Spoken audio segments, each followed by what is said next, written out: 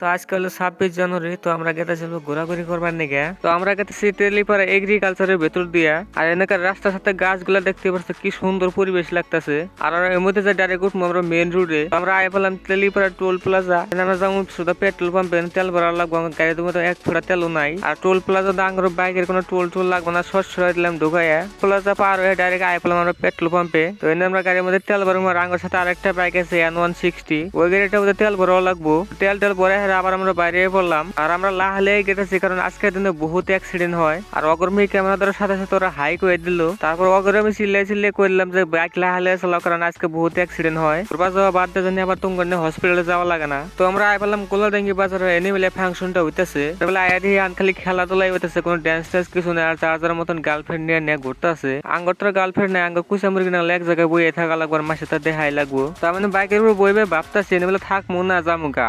খবর নিলাম ড্যান্স কখন হবো। তো একজনে করলে ড্যান্স এখন হবো না, ড্যান্স হবো সন্ধ্যাবেলা। বেলা বাজে এখন 2টা, আমার দোকান খোলার টাইম হয়ে গেছে গা। বলে থাইকে আর আমার লাভ নাই। আমি আই বললাম বাড়ি এই ড্যান্স আর আমার দেখা লাগবে না, আমি বাড়িতে যা মোবাইলে ডাউনলোড করে দেখবনি।